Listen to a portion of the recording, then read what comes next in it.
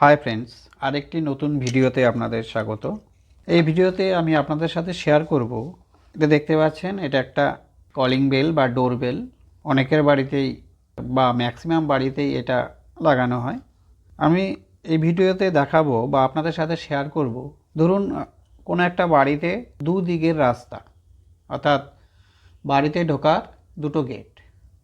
তারা কি করবেন? তারা কি দুই গেটের জন্য দুটো কলিং বেল লাগাবেন নাকি একটা কলিং বেলই লাগাবেন?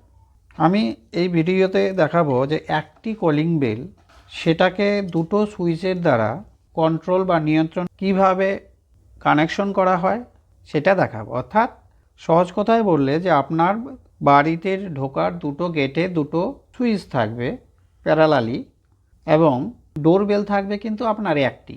অর্থাৎ দুটো সুইচ দ্বারা একটি ডোরবেলকে যে কন্ট্রোল বা নিয়ন্ত্রণ করা হয় কিভাবে, সেটা আপনাদের সাথে শেয়ার করব। দেখুন, প্রথমে আমি ডোরবেল নিয়েছি একটা, আর দুটো গেটের জন্য দুটো ডোরবেলের যে সুইচগুলো হয় সেগুলো নিয়েছি। এই দেখুন, অর্থাৎ এই দুটো গেটে থাকবে আর কলিং বেল একটা। এটার ওয়্যারিং কিভাবে করবেন? সাধারণত একটা কলিং বেলের সাথে একটা সুইচ, অনেকেই সেই ওয়্যারিংটা পারেন, কিন্তু দুটো সুইচের ওয়্যারিং একটি ডোরবেলের সাথে কিভাবে করা হয় সেটা আপনাদের সাথে আমি কিছুটা ডায়াগ্রাম এবং প্র্যাকটিক্যালি শেয়ার করব। এই হচ্ছে সুইচের দুটো টার্মিনাল, এই একটা, নিচের একটা, উপরের একটা। নিচেরটাতে আমরা সবসময় ফেজ কানেকশন দিয়ে থাকি, তারপর সুইচ অন করলে সেই ফেজটা সেকেন্ড টার্মিনাল থেকে বাইরে আউট হয়। এর জন্য আমরা প্রথমে কি করব, সুইচের নিচের যে টার্মিনাল এটাকে উল্টে নিন, এটা, আর এটাকে উল্টে নিন, এটা। এই দুটো নিচের টার্মিনাল দুটোকে একে অপরের সঙ্গে প্যারালালি কানেক্ট করে দেব একটি ওয়্যারের সাহায্যে।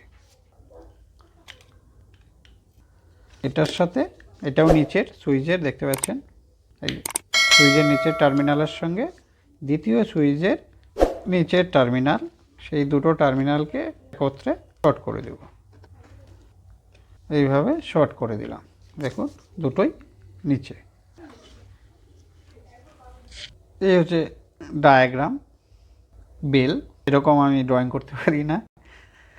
বেল, একটা সুইচ, দুটো সুইচ। প্রথমে কি করলাম, দুটো সুইচের যে নিচের টার্মিনাল দুটোকে একের সঙ্গে প্যারালালি কানেকশন করে দিলাম।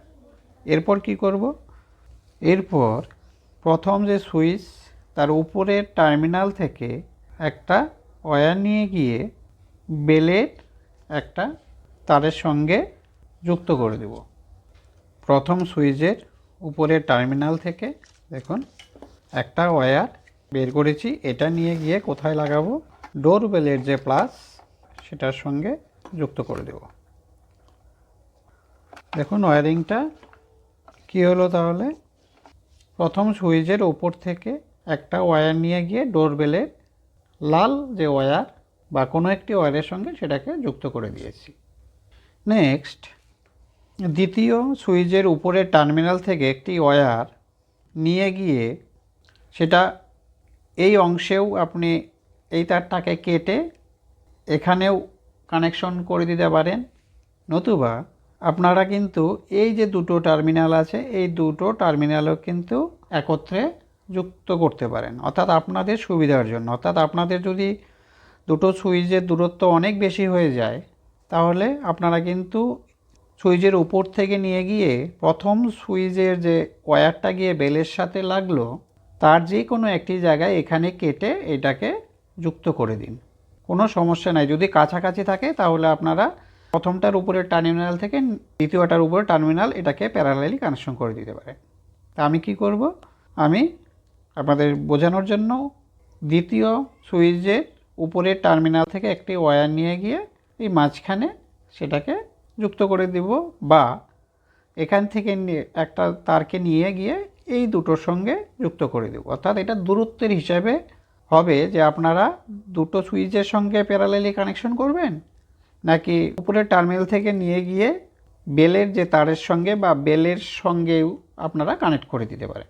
তা আমি যেহেতু আপনাদের সাথে সামনে দেখাচ্ছি, এর জন্য উপরের দুটো যে টার্মিনাল আছে, প্রথম সুইচের উপরের টার্মিনাল, দ্বিতীয় সুইচের উপরের টার্মিনালকে প্যারালালি যুক্ত করে দেব। দুটো সুইচের উপরের টার্মিনাল, এখান থেকে একটা ওয়্যার নিয়েছিলাম, এটাকে এর সঙ্গে ভালো করে জয়েন করে এখানে এটাকে আটকে দেব। এই হচ্ছে আপনার দেখুন একটা ওয়্যারিং, একদম সিম্পল ওয়্যারিং। দুটো সুইচেরই উপরের টার্মিনাল একে অপরকে সঙ্গে যুক্ত করে দিয়েছি এবং নিচের যে দুটো টার্মিনাল দুটোকেও একসঙ্গে যুক্ত করে দিয়েছি। তারপর একটা সুইচের উপরের টার্মিনাল থেকে একটা ওয়্যার গিয়ে ডোরবেলের সঙ্গে যুক্ত হয়েছে। এখন এটার মধ্যে আমরা কি করব, ইনপুট দিব, অর্থাৎ একটা নিউট্রাল দিব আর একটা ফেজ কানেকশন করব। ডোরবেলে ফেজ কিন্তু চলে গেছে, এখন ডোরবেলের মধ্যে কি করব, একটা নিউট্রাল কানেকশনকে, এটা কালো পেন দিয়ে দেখাচ্ছি, এটাকে নিয়ে সরাসরি বেলের সঙ্গে লাগিয়ে দিব। তাহলে বেলের মধ্যে ঢুকে গেল নিউট্রাল, কিন্তু ফেজ কিন্তু এখনও দেওয়া হয়নি। ফেজ আপনি প্রথম সুইচের নিচের টার্মিনালেও দিতে পারেন বা দ্বিতীয় সুইচের যে নিচের টার্মিনাল আছে আপনি সেখানেও দিতে পারেন, অর্থাৎ আপনার যেখানে দিলে সুবিধা হবে, প্রথম সুইচের নিচের টার্মিনাল বা দ্বিতীয় সুইচের নিচের টার্মিনাল, যে কোনো একটি জায়গায় আপনি কি করবেন, ফেজ দিয়ে দিবেন। এই হলো আপনার ফেজ।